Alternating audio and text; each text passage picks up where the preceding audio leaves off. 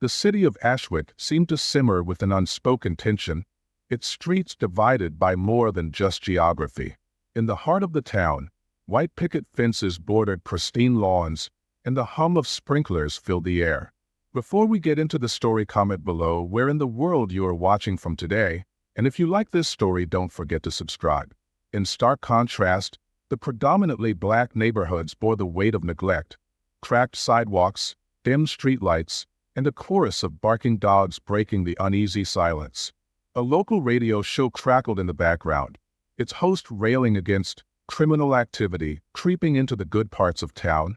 Though no names were mentioned, everyone understood the subtext.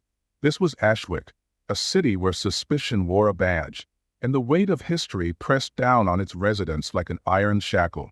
Down one of Ashwick's neglected streets, two young black girls walked side by side, their laughter cutting through the oppressive air. Amara and Alina Brooks were twins, but they couldn't have been more different. Amara, the bold one, clutched a basketball and dribbled it carelessly as they strolled. Alina, quiet and reflective, hugged a sketchbook to her chest, her pencil tucked behind her ear. "Do you always have to be so loud?" Alina teased, her voice soft but playful. Amara smirked, spinning the ball on her fingertip. "Do you always have to be so boring?" Their banter continued as they passed Tommy's Corner Store, the only shop in their neighborhood. Inside, the white store clerk followed them with his eyes, his gaze narrowing with suspicion. When they left with their snacks, his muttered remark followed them out, "Always stealing something." Amara heard it and turned, her fists clenching. Alina grabbed her arm, pulling her away. "Let it go, Amara. Just let it go." On the other side of town, Officer Jacob Kane leaned against his patrol car, arms crossed as he watched a black man fumble with his license during a traffic stop. The man was nervous, his hands shaking, but Kane's icy stare didn't waver. "You're lucky I'm giving you a warning," Kane said finally, handing back the license. His tone was clipped, devoid of empathy. The driver sighed in relief, but as he drove off, Kane's partner, Officer Mills, approached. "You've been on edge lately, Jacob," Mills said cautiously. Kane shrugged. "Just doing my job. You know how it is." Mills hesitated, then nodded, though unease lingered in his eyes. "Yeah, sure." At Ashwick Middle School, Amara was in trouble again. She had stepped in when a white student shoved a younger black boy in the hallway. Without thinking, she shoved the bully back, her voice rising. "Pick on someone your own size." The commotion drew the attention of Mrs. Whitaker, their white teacher, who rushed over and immediately reprimanded Amara. "Detention. Both of you," she snapped. "But he started it." Amara protested, pointing to the other student. "Enough," Mrs. Whitaker said sharply. "I don't want to hear it." Alina stood nearby, her heart sinking as she watched her sister storm off to the principal's office. Later, as they walked home, Alina tried to console her. "You can't fight everyone, Amara. You're going to get yourself in real trouble one day." Amara shot her a defiant look. "If we don't stand up for ourselves, who will?" That evening, the twins sat at the kitchen table while their mother, Mrs. Brooks, served dinner. She was a nurse, her uniform still on, her face lined with exhaustion. "Amara," she said sternly, "I got a call from the school today. What happened?" Amara hesitated, then shrugged. "I didn't do anything wrong. I was just standing up for someone." Mrs. Brooks placed her hands on the table, her voice trembling. "Do you think the world cares about right and wrong when it comes to us? This city isn't kind to people like us. You have to be careful." Amara lowered her gaze, guilt creeping in. Alina watched the exchange silently, her pencil moving across her sketchbook as she drew their mother's weary face. Later that night, as the twins lay in bed, Alina spoke quietly into the darkness. "I had a bad dream last night." Amara turned over, her voice dismissive. "It was just a dream, Alina. Go to sleep." But Alina persisted. "It felt real. Something bad is going to happen." Amara sighed but didn't respond. Across the street, a police cruiser slowly rolled past their house, its spotlight sweeping across the windows. Amara stiffened, her gaze fixed on the blinding light. She whispered to herself, "It's not a dream." It's real life. The morning sun poured over Ashwick Central Park, its manicured lawns and gleaming playground a stark contrast to the worn basketball courts in the twins' neighborhood. Amara and Alina stood at the edge of the court, hesitant. "I told you we shouldn't come here," Alina muttered, clutching her sketchbook tighter. Amara ignored her, dribbling the basketball confidently. "It's a public park, Alina. We have as much right to be here as anyone else." The court was empty, save for a few white parents sitting nearby with their children. The twins began to play, passing the ball back and forth, their laughter carrying across the park. As the game went on, the parents began whispering. One mother gathered her kids and left, glaring at the girls as she passed. Alina noticed and faltered. "They don't want us here." Amara's eyes flashed with defiance. "Let them leave." Minutes later, a white man in a jogging outfit stopped near the court, pulling out his phone. He dialed quickly, his voice loud enough for the girls to hear. "Yeah, there's some suspicious activity at the park. You better send someone." Alina froze, her heart pounding. "Amara, let's go." Amara shook her head. "We're not doing anything wrong." Within minutes, the wail of a police siren pierced the air. A patrol car pulled up, and out stepped Officer Jacob Kane. His face was unreadable, but his movements were deliberate as he approached the twins. "What are you doing here?" Kane asked, his tone sharp. "We're playing basketball," Amara replied, her voice steady. "This isn't your park," Kane shot back. Amara's grip on the ball tightened. "It's a public park. Anyone can be here." Kane's gaze hardened. "Don't get smart with me, girl." Alina tugged at Amara's arm. "Let's just go, Amara," she whispered, but Amara stood her ground. "We're not leaving." Kane stepped closer, his hand hovering near his holster. "I said, leave the park. Now." Amara refused to move, her body rigid with anger. Kane grabbed her arm, yanking her away from the court. "Stop resisting," he barked. "I'm not resisting." Amara cried, struggling against his grip. Alina panicked, dropping her sketchbook as she rushed to her sister's side. "Leave her alone." Kane turned sharply, shoving Alina back with one hand. She stumbled, her head striking the edge of a metal bench as she fell. The sound of her impact was sickening. Alina crumpled to the ground, motionless. Amara screamed. "Alina!" She tried to pull free, but Kane pinned her to the ground. Nearby, a bystander recorded the scene on their phone, their voice trembling. "This is wrong," they whispered as the camera captured every moment. Hours later, Mrs. Brooks sat in the sterile waiting room of Ashwick General Hospital, her hands trembling as she clutched her phone. Amara sat beside her, silent and bruised, her eyes red from crying. A doctor approached, his face grim. "Your daughter has a concussion. She'll need to stay overnight for observation, but we're optimistic about her recovery." Mrs. Brooks exhaled sharply, relief mixing with anger. "How did this happen?" she demanded. Amara couldn't meet her mother's gaze. "It's my fault," she whispered. "I should have listened to Alina." Mrs. Brooks hugged her tightly. "It's not your fault. None of this is your fault." That night, the bystander's video appeared online. The footage showed King grabbing Amara, Alina's attempt to intervene, and the violent shove that sent her to the ground. Within hours, the video spread across social media. The hashtags #JusticeForTheTwins and #DoubleShadows began trending. People from all over the country expressed outrage, while others defended Kane's actions, claiming he was just doing his job. Amara watched the video with shaking hands. "They saw everything," she murmured. Mrs. Brooks gently took the phone from her. "Let me handle this, Amara. You don't have to fight this alone." At the precinct, Kane sat in his office, his jaw clenched as his captain, Sarah Donovan, paced in front of him. "This doesn't look good, Jacob," Donovan said, throwing a printout of the video on his desk. "The whole city is watching this." Kane leaned back in his chair, feigning calm. "She was resisting. I followed protocol." Donovan's eyes narrowed. "Protocol doesn't cover shoving a kid into a bench."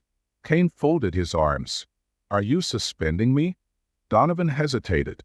"Not yet, But you're on desk duty until this blows over. Kane's face darkened, but he said nothing as she left the room. In the heart of Ashwick's black neighborhood, a community meeting was held at the local church.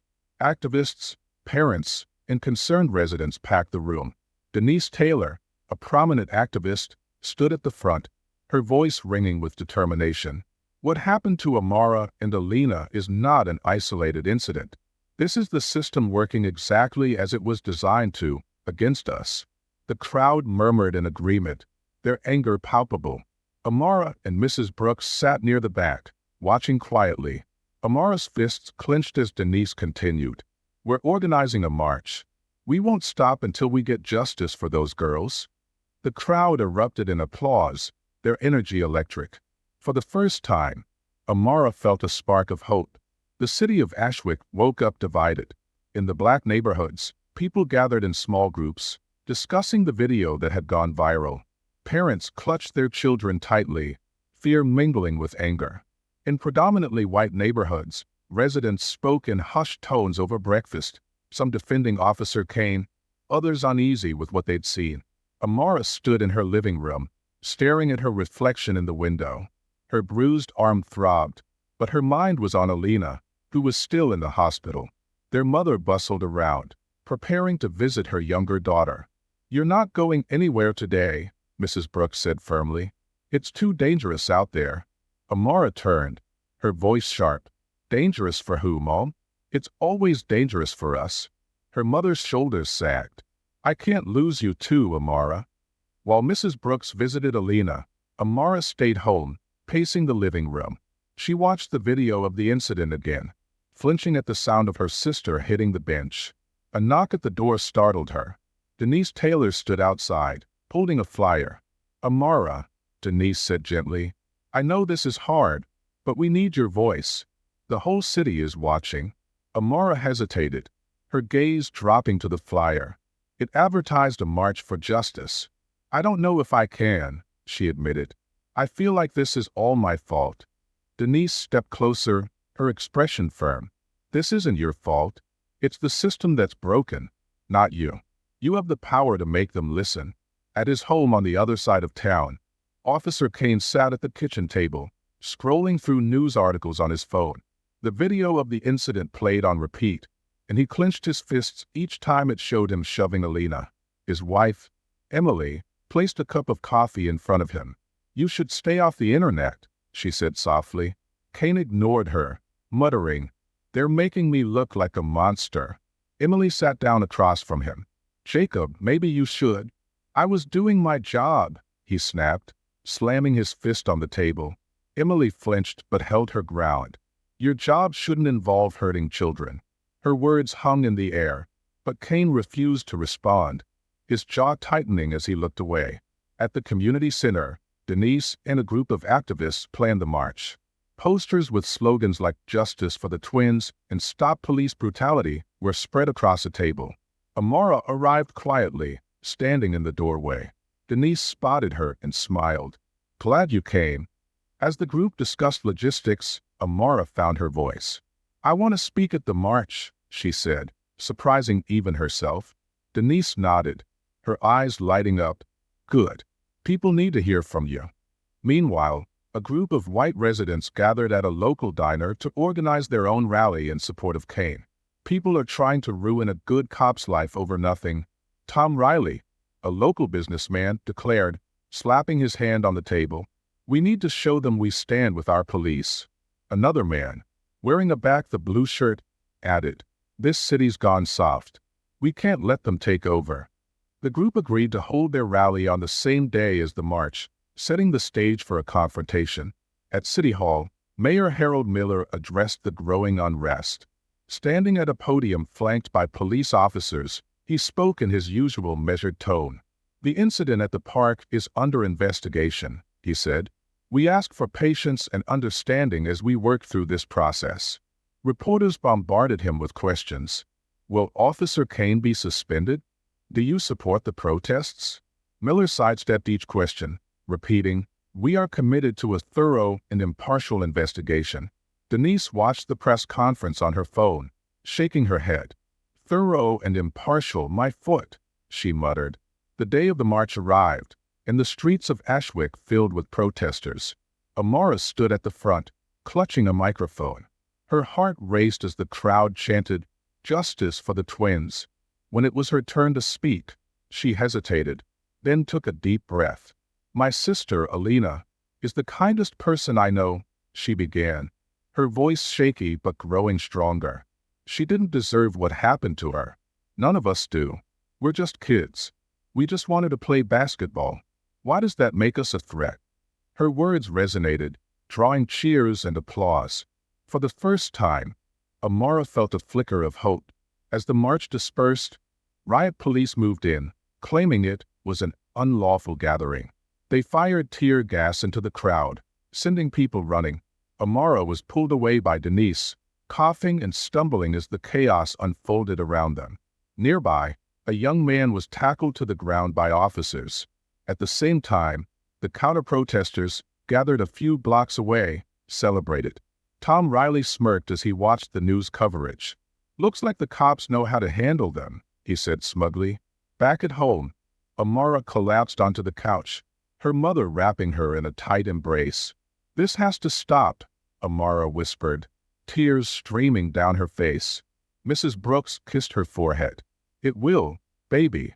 We'll make sure of it." In a sleek conference room at the Riverview Police Union headquarters, Officer Jacob Kane sat with his lawyer, Martin Creighton.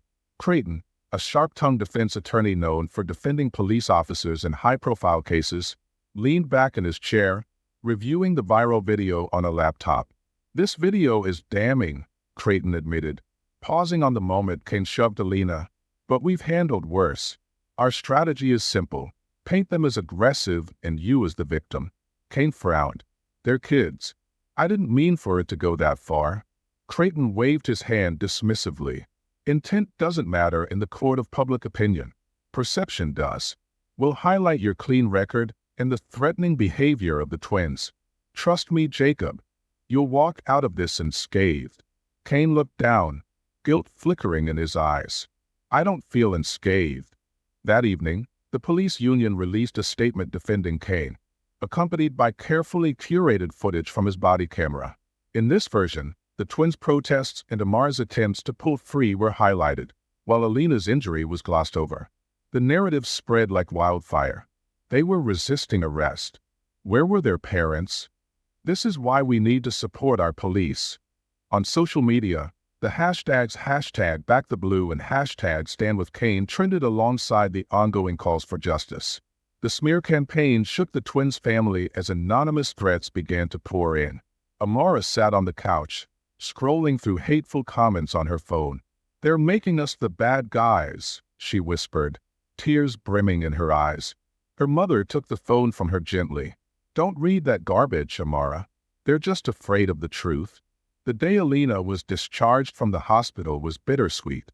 She returned home with a bandage on her head, her movements slow and deliberate. Amara rushed to her side, helping her to the couch. "I'm fine," Alina insisted, though her voice was weak. "You shouldn't have gotten involved," Amara said, guilt heavy in her tone. "This happened because of me." Alina shook her head. "This happened because of him. Don't let them make you believe otherwise." Mrs. Brooks watched her daughters with a mixture of pride and worry. "We're stronger together," she said, "and we're going to fight this together."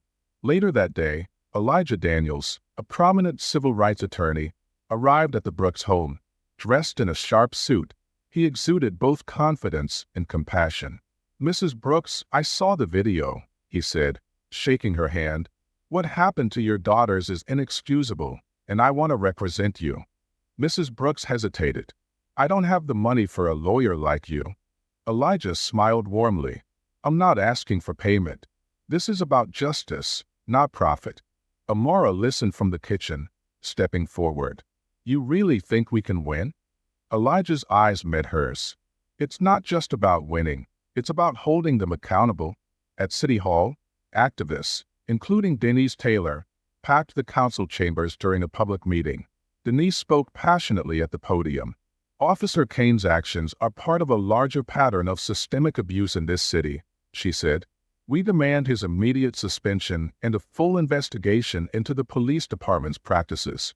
Mayor Harold Miller shifted uncomfortably in his seat. "We appreciate your concerns, Ms. Taylor, but we must allow due process to take its course."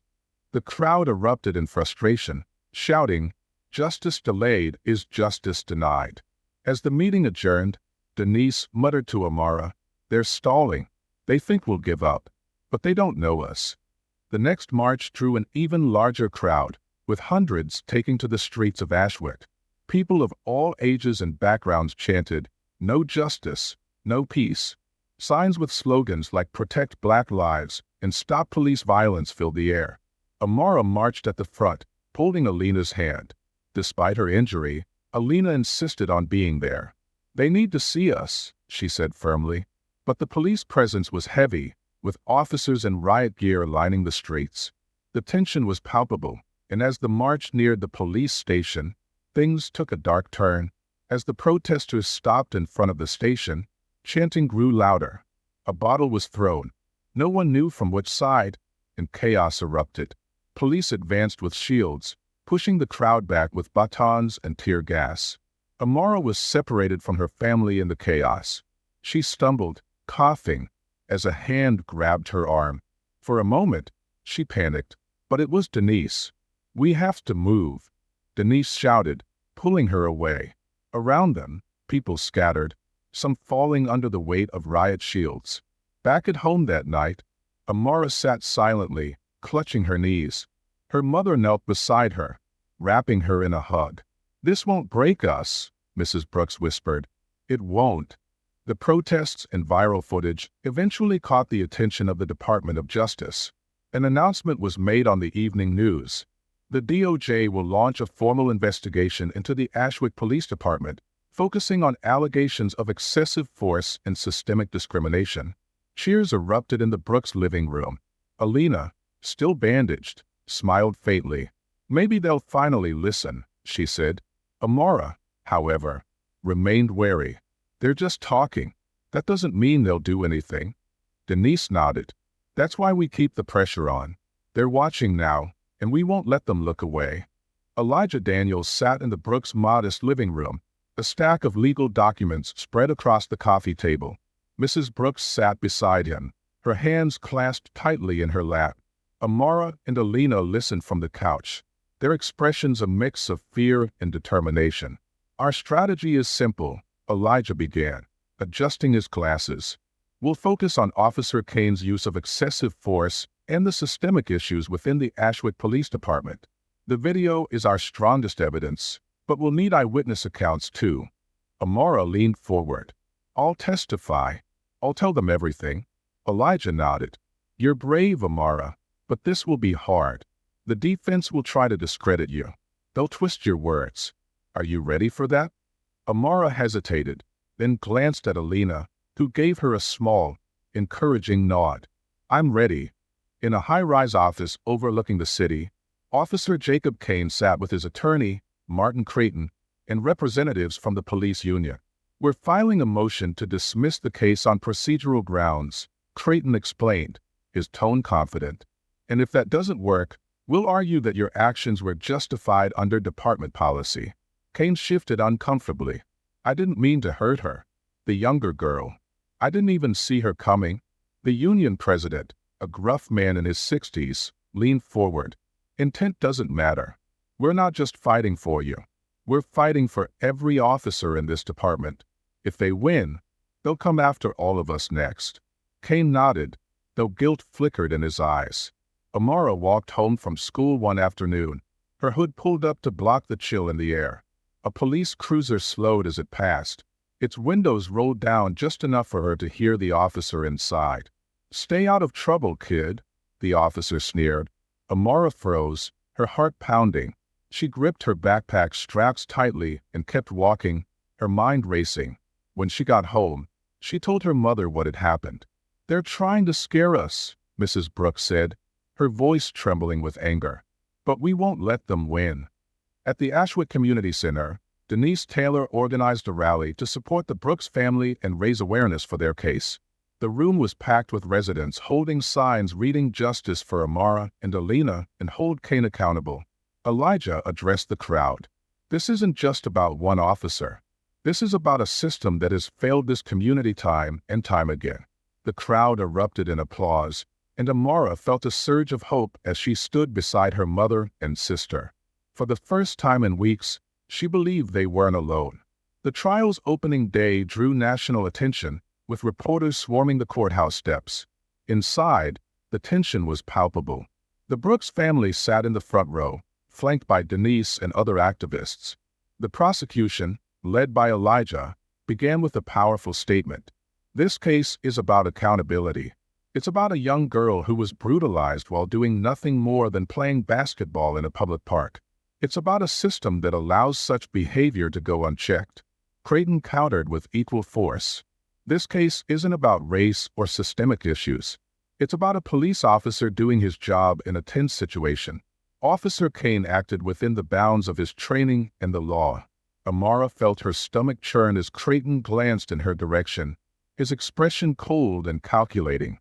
Amara took the stand on the second day of the trial. Her hands trembled as she adjusted the microphone, but her voice was steady. "We were just playing basketball," she began. "We weren't hurting anyone. Then he showed up and told us to leave." Elijah guided her through her testimony, carefully avoiding leading questions. "And what happened when you didn't leave, Amara?" "He grabbed me," Amara said, her voice rising with emotion.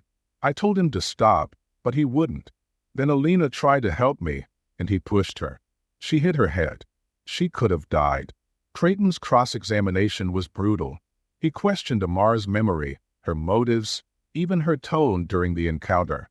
"Isn't it true that you refused to comply with Officer Kane's lawful instructions?" he asked.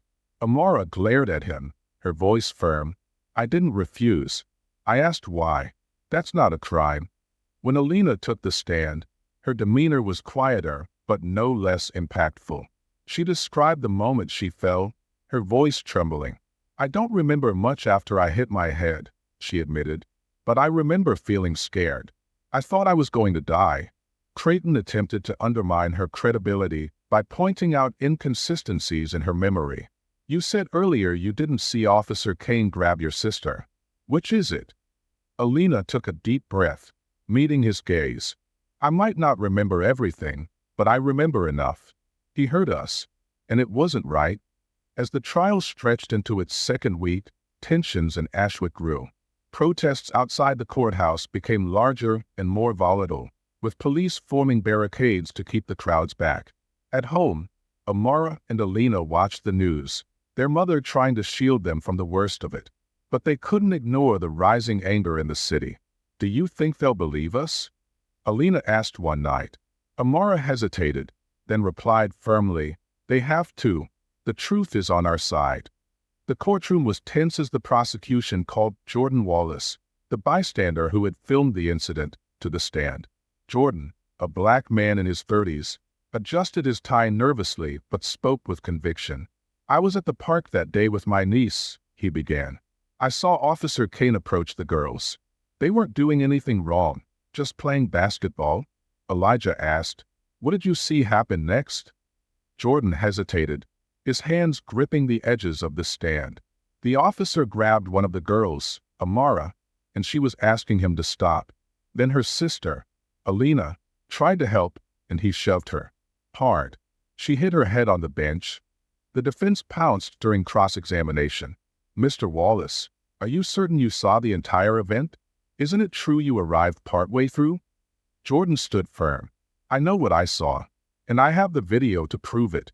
Elijah played the now infamous video for the jury. The footage filled the courtroom with its chilling clarity. Amar's defiance, Kane's aggression, and Alina's tragic fall. Gasps rippled through the gallery. Elijah turned to the jury. "This is what systemic abuse looks like. These girls posed no threat. Officer Kane escalated without cause." When Creighton spoke, he tried to redirect attention. "This video doesn't show what led up to the interaction. It doesn't show the stress officers face daily, especially in high-pressure situations." Amara watched, her hands gripping the armrest of her chair. She couldn't understand how anyone could see the footage and still defend Kane. Officer Kane took the stand on the fourth day of the trial. His posture was stiff, his expression carefully composed. Creighton guided him through his testimony.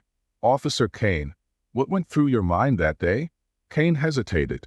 "I responded to a call about suspicious individuals at the park. When I arrived, I saw two young girls who were refusing to comply with my instructions." Creighton nodded. "And why did you believe it was necessary to use force?" "They were resisting," Kane replied. "I didn't know if they posed a threat. I was trying to control the situation."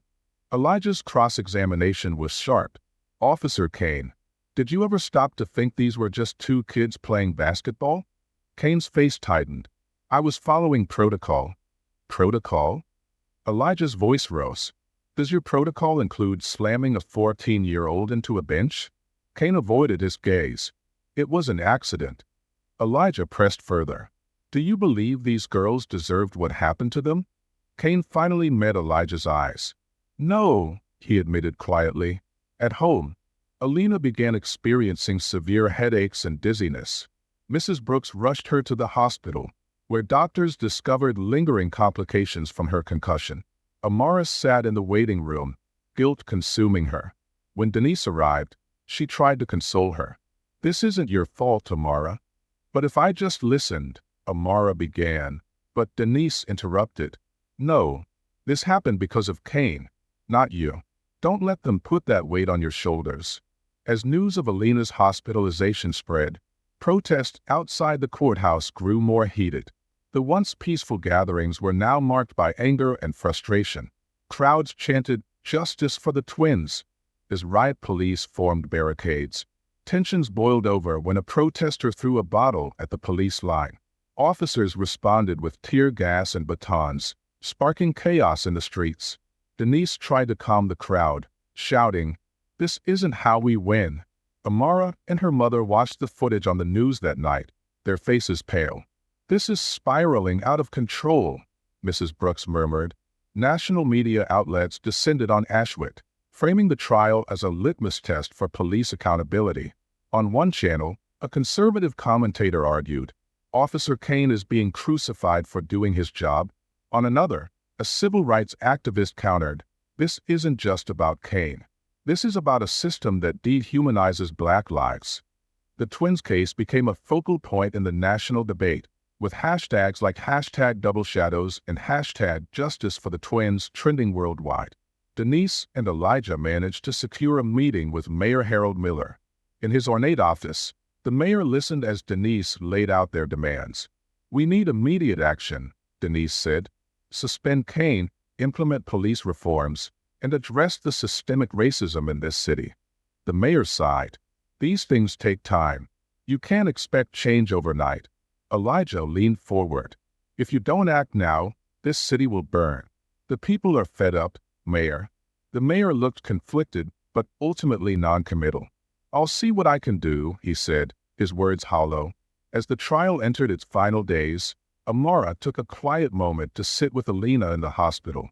Alina was weak, but smiled faintly as Amara held her hand. "You're going to be okay," Amara whispered. "I know," Alina replied softly, "but you have to promise me something." "Anything. Don't let them break you." Amara nodded, tears streaming down her face. For the first time, she felt the weight of their fight and the strength to carry it forward. The courtroom was packed on the last day of the trial. Reporters lined the back wall, their pens poised, while tension radiated from every corner. Elijah Daniels rose to deliver his closing argument, his voice resonating with passion and purpose. "This case is not just about Amara and Alina Brooks," he began, pacing in front of the jury. "It's about every Black child who has been told they don't belong. It's about a system that allows those in power to act with impunity." Officer Kane didn't see two young girls that day. He saw a threat, and his actions left one of them hospitalized and both traumatized. Elijah paused, looking each juror in the eye. "This is your chance to say, enough is enough. Justice for these girls is justice for all of us." The courtroom was silent as Martin Creighton stood for the defense. His tone was calm and calculated. Officer Kane acted within the bounds of his duty, he argued. He didn't escalate the situation. Their defiance did. This isn't a case about race or systemic injustice. It's about a police officer trying to maintain order in a chaotic moment. Creighton turned toward the jury. Ask yourselves, do we want to live in a world where officers are afraid to do their jobs? Where the law bends to the whims of public opinion? Amara gritted her teeth as she listened. Her hands clenched into fists. The jury was sequestered in a small room, their discussion growing heated. "This isn't about protocol," said a young black woman, her voice firm. "He shoved a 14-year-old girl into a bench. That's not acceptable, no matter how you spin it." An older white man countered, "But he didn't mean to hurt her. It was an accident in the heat of the moment." The jurors debated late into the night, their voices rising and falling behind closed doors. Outside the courthouse, protesters gathered, chanting justice for the twins, while counter-protesters shouted back. The next morning, the courtroom was packed once again. Amara sat beside her mother, holding Alina's hand. Denise was on her other side, her presence a steadying force. Across the aisle, Officer Kane sat stiffly, his face unreadable. The jury filed in, their expressions solemn. The foreperson stood, holding a folded piece of paper. In the case of the People versus Jacob Kane, we find the defendant. The foreperson paused, the room holding its collective breath. Not guilty on charges of aggravated assault, but guilty of misconduct and excessive use of force. Gasps rippled through the room. Amara felt a strange mix of emotions. Relief that Kane had been held accountable for something, but frustration that he wouldn't face jail time. The judge announced Kane's sentence: immediate termination from the police force, loss of pension and benefits, a fine and mandatory community service. The murmurs in the courtroom grew louder, some calling it a step forward, others calling it a slap on the wrist. Outside the courthouse, the protests reached a fever pitch. Some celebrated the guilty verdict on the misconduct charge, seeing it as a rare victory in a system stacked against them. Others were angry that Kane had been cleared of assault. Denise addressed the crowd with a megaphone. "This is not the end. This is one crack in the wall. We will keep fighting until justice isn't an exception. It's the rule." Across the street, counter-protesters shouted, "Back the blue." A scuffle broke out as tensions boiled over, forcing police to intervene. Later that evening, Kane sat at his kitchen table, staring at the termination letter in his hands. His wife, Emily, stood across from him. "This isn't fair," Kane muttered, his voice filled with bitterness. "I gave years of my life to that department." Emily crossed her arms. "And what about those girls, Jacob? What about what you took from them?" He didn't respond, the weight of her words settling over him like a shroud. At home, Alina rested on the couch, her movements still slow from her injury. Amara sat beside her, staring at the muted television. "Do you think it's over?" Alina asked softly. Amara shook her head. "Not even close. But at least he's gone. He can't hurt anyone else." Their mother joined them, wrapping her arms around her daughters.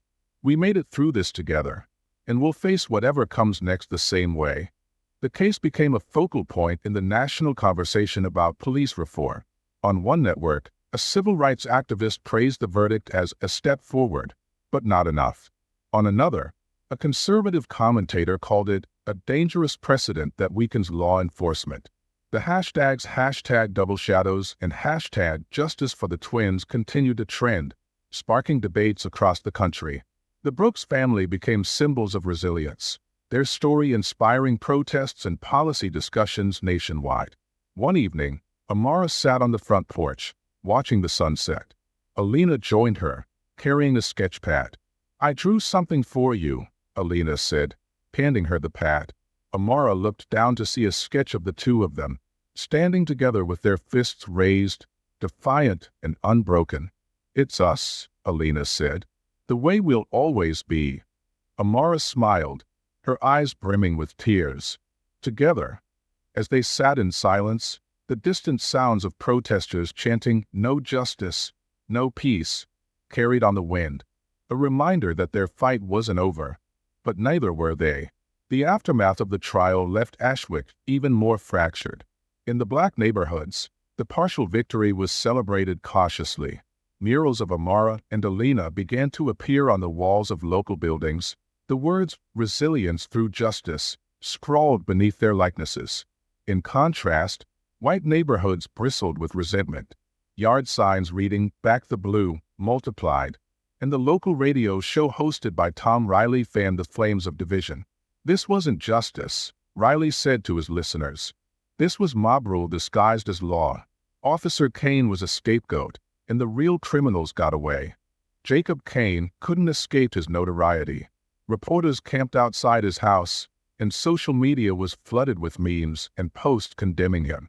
One day, Kane ventured out to buy groceries, his hat pulled low. As he entered the store, whispers followed him. A middle-aged black woman confronted him near the checkout line. "Do you even feel sorry for what you did?" she asked, her voice trembling with emotion. Kane froze, unable to answer. The woman shook her head. "You don't deserve to walk free." Later, at home, Emily found Kane staring blankly at the television. "You need to find a way to make this right, Jacob," she said. "Not for them, for yourself." At home, Alina's recovery hit a setback. She struggled with frequent migraines and fatigue, and her schoolwork began to pile up. One afternoon, she broke down in tears over an unfinished essay. "I can't do this anymore," she sobbed, her head in her hands. Amara knelt beside her. "You don't have to do it alone. I'll help you." Mrs. Brooks entered the room, wrapping her daughters in a hug. "We'll get through this, Alina. One step at a time." Alina nodded, though her eyes still shone with frustration and exhaustion. Denise Taylor, emboldened by the trial's outcome, launched a campaign for police reform in Ashwick. At a city council meeting, she presented a proposal for a civilian oversight board to investigate allegations of misconduct. "This is about accountability," she said passionately. "We can't rely on the same systems that created these problems to fix them. It's time for the community to have a voice." The council was divided. Mayor Harold Miller expressed cautious support but warned of resistance from the police department. As Denise left the meeting, reporters swarmed her. "Do you think this will pass?" one asked. Denise smiled confidently. "It has to." Amara, initially hesitant to embrace the spotlight, agreed to an interview with a national news outlet. Sitting in the studio, she felt the weight of her words. "What do you want people to take away from your story?" the host asked. Amara thought for a moment, then replied, "I want people to see us. Not just me and Alina, but all the kids who are told they don't belong, who are treated like they don't matter. We do matter. And it's time the world realized that." The interview went viral, earning praise from activists and further amplifying the twins' story. As the DOJ investigation into the Ashwick Police Department continued, lawsuits against the city began to pile up. Families who had experienced similar abuses came forward, emboldened by the Brooks case. At a city council meeting, the finance director presented grim news. "These settlements could bankrupt the city," she said. "We need to make changes fast." The mayor, under pressure, finally approved a series of police reforms, including mandatory bias training and the creation of the oversight board Denise had proposed. One evening, Jacob Kane arrived at the Ashwick Community Center, where Denise was hosting a meeting on police reform. He stood at the back, unnoticed at first. When Denise spotted him, the room fell silent. "What are you doing here?" she asked coldly. "I want to help," Kane said, his voice hesitant. "I know I can't undo what I've done, but I want to make things better." Denise studied him for a long moment, then said, "If you're serious, you'll start by listening. Sit down." Kane took a seat in the back, his presence met with wary glances. For the first time, he seemed genuinely open to change. At home, Amara and Alina sat on the porch, watching the sunset. Alina held her sketch pad, drawing the changing colors of the sky. "You've been quiet," Amara said, nudging her sister. "I've been thinking," Alina replied, "about everything that's happened. I don't know if things will ever be normal again." Amara put an arm around her. "Maybe normal isn't what we need. Maybe we can make something better." Alina smiled faintly. "I like the sound of that." As the sun dipped below the horizon, Their mother joined them, sitting quietly as the three of them watched the light fade. The city of Ashwick looked both familiar and transformed. While the streets carried the same weathered cracks, change was evident in the spirit of its people. In the black neighborhoods, new murals of the Brooks twins adorned walls, with slogans like "Justice Lives Here," and "They Spoke, We Listened." At the community center, a small plaque was unveiled. It read, "Dedicated to Amara and Alina Brooks, for their courage and resilience in the face of injustice." Amara and Alina stood in the crowd, shyly smiling as people applauded. Their mother, Mrs. Brooks, squeezed their shoulders. "You've changed this city," she whispered. Jacob Kane had become an unlikely presence at the community center. Under Denise Taylor's watchful eye, he began volunteering, attending restorative justice sessions, and listening to the voices of those he once overlooked. One afternoon, Kane led a workshop for young recruits at the police academy. The session, titled "Lessons from Failure, Rebuilding Trust," was a first in Ashwick's history. Being a good cop isn't about control, Kane told the room. It's about service. And I had to lose everything to understand that. Though skepticism about his intentions lingered, his actions began to speak louder than his past mistakes. Alina, still recovering but gaining strength, decided to return to school part-time. She also submitted one of her sketches to a citywide art competition. At the awards ceremony, the mayor presented her with first place for her drawing, "Resilience in Shadows." The piece depicted two girls standing under a fractured spotlight, their shadows intertwined as they held hands. Alina accepted the award with quiet grace. In her brief speech, she said, "This isn't just my story. It's our story, and it's not over yet." Amara, inspired by the movement she and Alina had unwittingly sparked, became a youth advocate at the community center. She spent her days mentoring kids and organizing workshops on standing up for their rights. One day, a young girl approached her shyly. "I saw your interview," the girl said. "You're really brave." Amara smiled, crouching down to meet her gaze. "You can be brave too, and if you ever need help, I'll be here." Denise Taylor's Civilian Oversight Board proposal passed the city council by a narrow margin. It became a groundbreaking model for neighboring cities. At the board's first meeting, Denise was elected chairwoman. She looked out at the diverse group of community members and said, "This is what change looks like.